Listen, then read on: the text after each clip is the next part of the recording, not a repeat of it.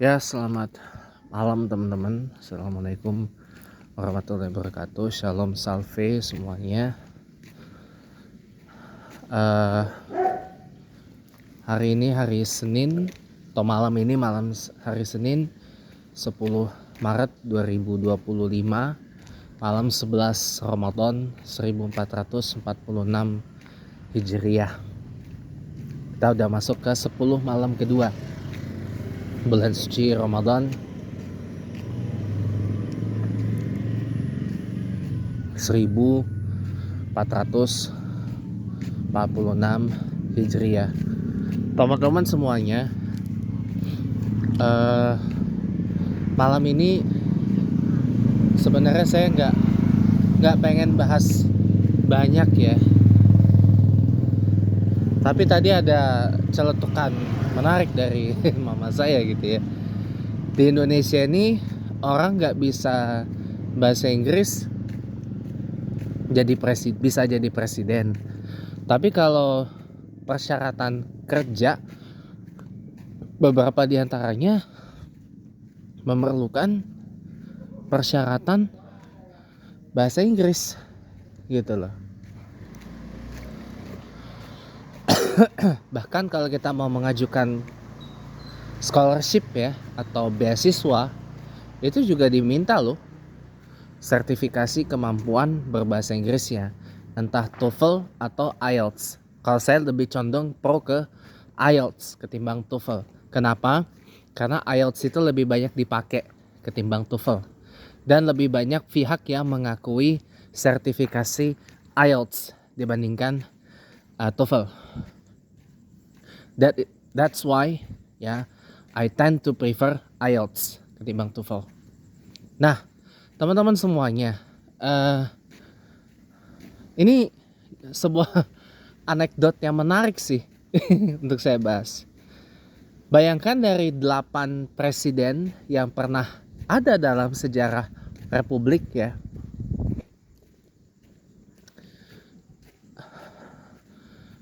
hampir semuanya itu ya bisa bahasa Inggris. Pak Harto baik yang mengatakan gak bisa bahasa Inggris gitu, tapi sebenarnya beliau itu menggunakan bahasa Inggris itu pada saat non formal aja, pada saat yang bukan resmi aja, atau mungkin beliau lebih merasa nyaman berbahasa Indonesia ketika menyampaikan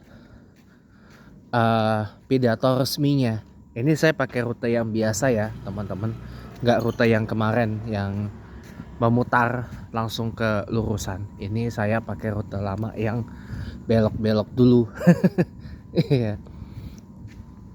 Jadi menarik sih, menarik ya, menarik kalau ditelaah gitu lah. Pak Harto tuh sebenarnya bukan nggak bisa bahasa Inggris, beliau itu bisa Englishnya bisa, cuman lebih ke condong ke penggunaan yang non formal gitu loh. Tapi kalau untuk penggunaan resmi, penggunaan formal, ya Pak Harto kalah dari Bung Karno. Bung Karno kalau bahasa Inggris mah emang udah paseh gitu loh. Dan Pak Harto juga kalah fasih bahasa Inggrisnya dibandingkan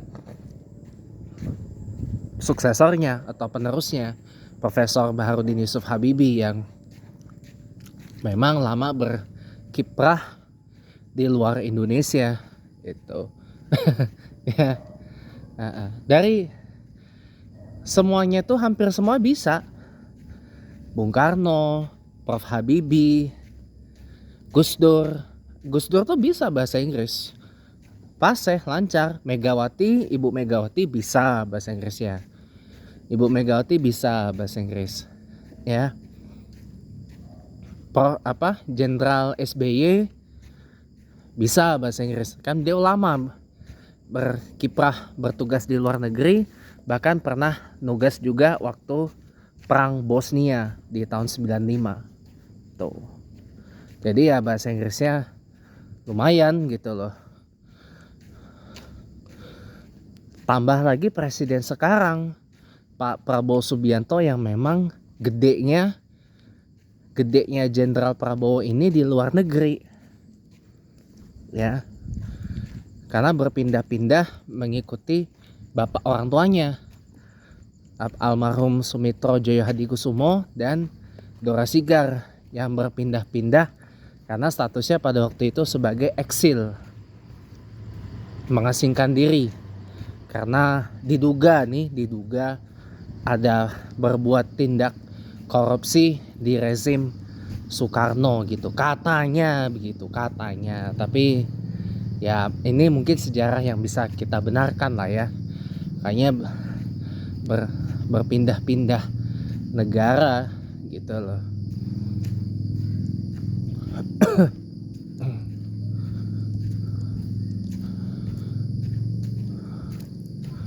Berpindah-pindah negara, jadinya Presiden Prabowo ini memang bahasa ibunya atau mother tongue-nya nih ya bahasa Inggris, bahasa Indonesia, bahasa Jawa Banyumasan dan bahasa Inggris gitu. Makanya lancar bahasa Inggrisnya Presiden Prabowo ini. Nah, sementara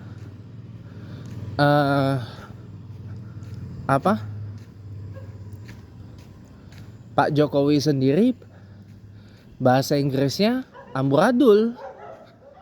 Bahasa Inggrisnya amburadul, tapi kok bisa jadi presiden? Ya ini semua karena kesalahan kita sebagai rakyat yang hanya melihat beliau yang berhasil melakukan citra karena terhipnotis oleh, ya tahu sendirilah, gorong-gorong.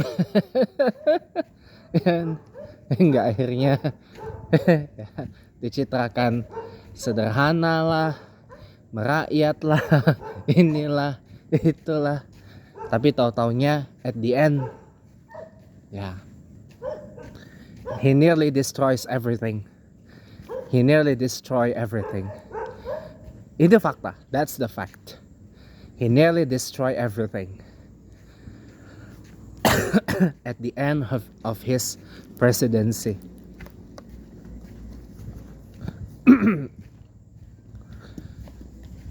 Begitu kawan. Nah, jadi apa ya?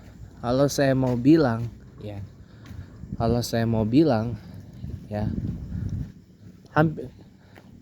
hampir semua presiden Indonesia tuh bisa bahasa Inggris, kecuali Pak Jokowi sih. Pak Jokowi itu bahasa Inggrisnya ya boleh kita bilang broken English gitu. Dan makanya di setiap sesi internasional beliau lebih banyak menggunakan bahasa Indonesia timbang bahasa Inggris gitu. Ya, kalau presiden kan itu jabatan politik ya.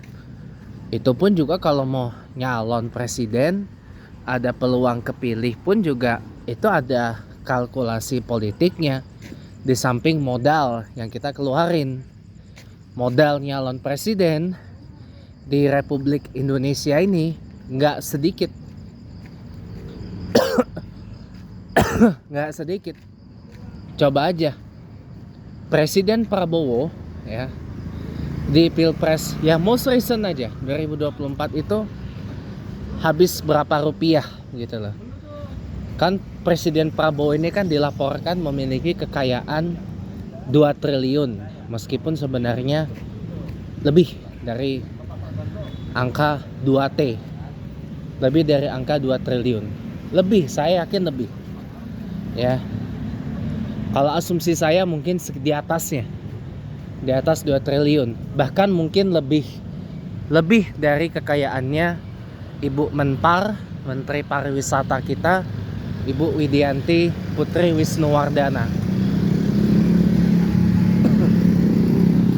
Yang kekayaannya berdasarkan laporan LHKPN, laporan harta kekayaan pejabat negara ke KPK itu 5,4 triliun. Kalau asumsi saya, kekayaannya Presiden Prabowo di atasnya Ibu Menpar Wisnuwardana, yakin saya. Karena nggak mungkin lah dengan apa? Coba aja tanya berapa banyak rupiah yang habis dikeluarkan oleh Presiden Prabowo waktu berkampanye di Pilpres 2024 yang lalu, kalau dibandingkan dengan yang dikeluarkan oleh Pak Anies Baswedan dan Pak Ganjar Pranowo. Saya yakin kalau Pak Anies dan Pak Ganjar itu habisnya nggak nyampe triliunan, miliaran habis, ratusan miliar mungkin. Tapi kalau Pak Prabowo mungkin triliunan. Kan asetnya kan banyak Presiden Prabowo itu. Apalagi beliau juga punya banyak perusahaan yang masih boleh kita bilang profitable. Ya.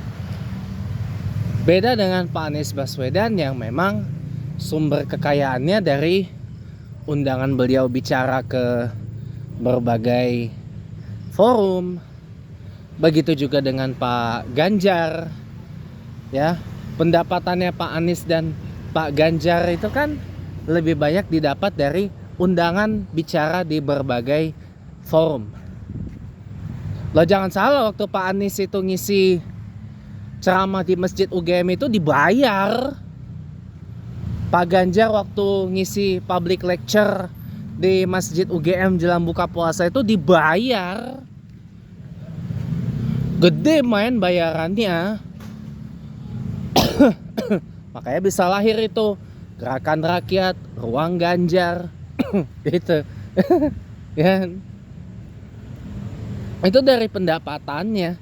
Kalau pendapatan dari Pak Anies waktu 5 tahun jadi gubernur Jakarta diakumulasi dengan total beliau dari undangan, ya, speaking engagements itu, Pak Ganjar dari 10 tahun jadi gubernur Jawa Tengah ditambah speaking engagements yang itu, bisa itu untuk mendanai itu sumber pendapat. Beda dengan Pak Prabowo. Prabowo kan businessman, pengusaha gitu.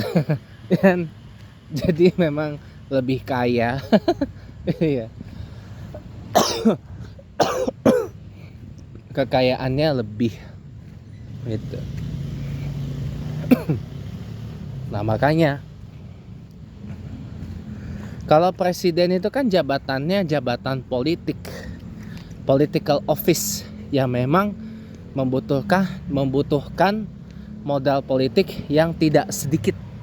Saya bilang ya, bukan hanya soal modal dalam hitungan rupiah atau modal kemampuan berbahasa asing seperti bahasa Inggris lah contohnya, atau punya bekal tentang lintas disiplin pengetahuan gitu loh. Tapi kan juga ada modal-modal di belakangnya.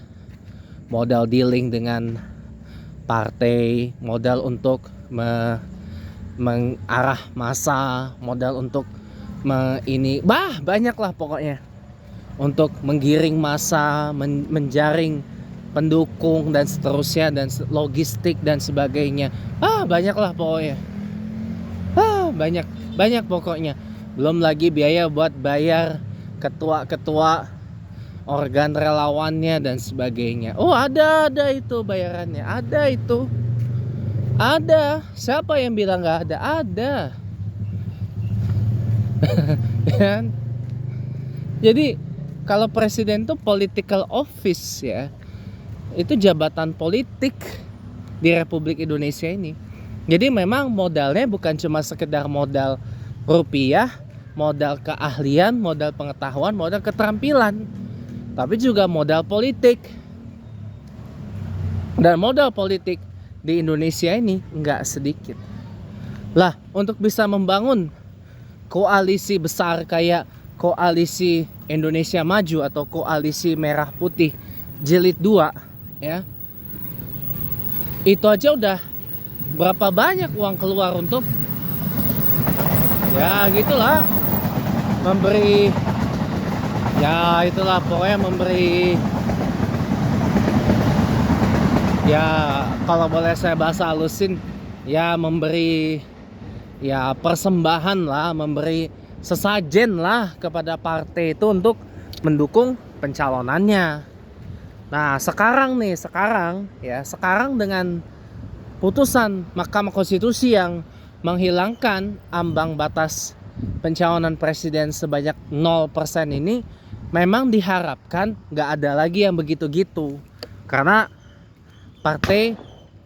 semua partai, terutama mungkin partai peserta pemilu 2029 diharapkan bisa mengajukan calonnya sendiri gitu. Oh ternyata lebih lama ya kalau lewat jalur yang berbelok-belok, jaraknya lebih pendek tapi waktunya lebih agak lama. Beda dengan kemarin yang memutar kan langsung lurusan, karena mungkin saya jalannya cepat ya, jadinya sampai sini jam 7-an. Sama sih.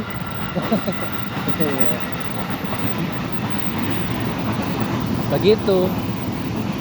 Tapi kan belum sepenuhnya bisa lah, karena gini, selama sistem pilpres kita masih bersistem two round system atau sistem 2 putaran, ya besar kemungkinan masih akan terjadi yang begituan. Karena kalau perolehan suaranya tidak mencapai 50% plus 1, ya mau nggak mau harus lanjut ke putaran 2, dimana di putaran kedua ya tentu saja banyaklah uang yang akan keluar untuk memberikan sesajen kepada partai itu untuk mendukung paslon capres cawapres itu. Kecuali kalau sistem pemilunya udah dirubah menjadi first past the post ya, atau itu udah lain urusan gitu. Baik, itu aja dulu yang bisa saya share. Saya nggak banyak nyampein beberapa hal sih dalam Chatterbox malam ini. Minta maaf ya teman-teman ya, karena memang lagi pengen bikin singkat aja konten ini, jadi nggak pengen panjang-panjang. Terima kasih, selamat malam dan sampai jumpa.